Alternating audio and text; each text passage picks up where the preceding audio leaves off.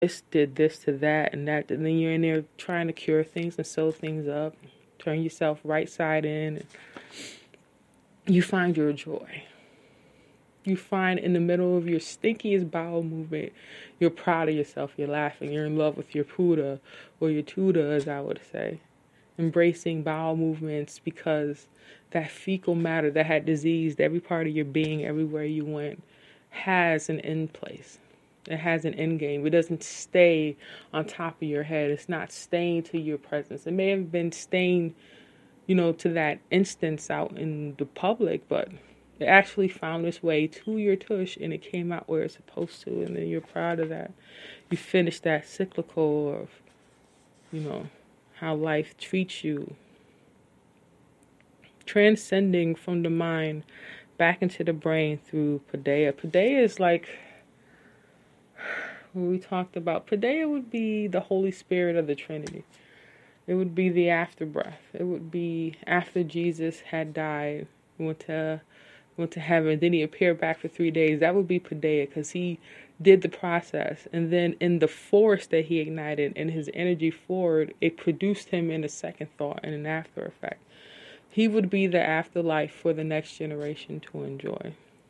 That's what makes him who he is. And I want to jump into something called red rage. Red rage is something I went through, I think, for years before, ulcers and ultimately bodily tiredness, reintroducing me to a new tiredness, claimed what it means to find love and hope in yourself.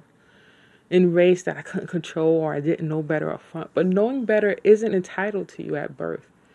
Nobody says you're going to know better. You don't win every race. And sometimes that one race you lost, even though you got second place, you may have lost the right to know better to somebody who didn't need it. There's a bunch of people who has a whole lot of know better, and they can afford to share all of it with the world. But God didn't choose them for that.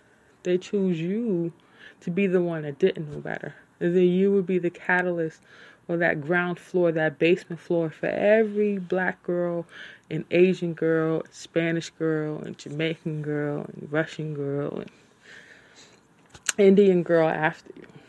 To say, okay, when I make a mistake, I want my mistakes not to be like this. I want this to be common knowledge.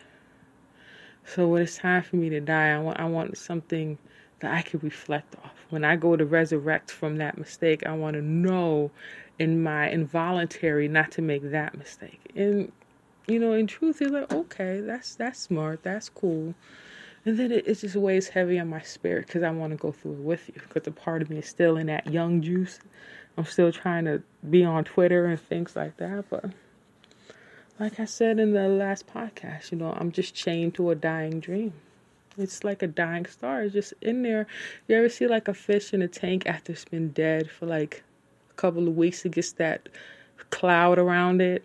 It's kind of like you ever see like a nebula on a star and everything is just like out there, and its body smells and its gases are just rising from it and oozing through it in little ips, and then my spirit feeds on it. My spirit cannibalizes and enjoys very gross things. Believe me, I watch 600-Pound Life not because it's interesting, but the bodies are very I'm very attracted to those 600-pound growths on legs and those breakouts and those sores and those ouches. And the stench that I cannot smell, Jesus Christ. If I could bust my head through the screen, I would. That's what's terrible. But at the same time, when I'm empty of it, and that spirit's not there, the ignorance is very present. And the same smell can knock me in the face and almost knock me out. That's the humility that I've earned. And then I bounce back from it. And I still like it, but it's more in a corner pocket than it is up front. I guess that's the streets in me. Well, I'm not going to talk too long. But I just wanted to touch bases on things like that, red rage and Paidea and learning how to die and kenosis. Kenosis, the renunciation of the divine to self-emptying. Self-emptying is when you give of yourself till you do it without thinking, till it becomes what we call muscle memory. Giving of yourself kenosis till it becomes muscle memory. I wonder if muscle memory happened to the slaves. If it happened to our DNA. You know that type of work on the body. You work the body, you work muscles till they rip apart and detach from the bone.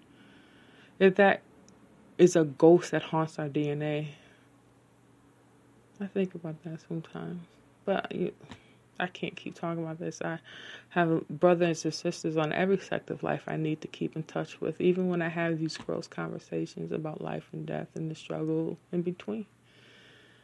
You know I love you. I love you. I really do. But, I'll see you when I see you. Talk to you later. As much as I thought I could plan a podcast, that is not going to happen. I do not have the mindset to sit here.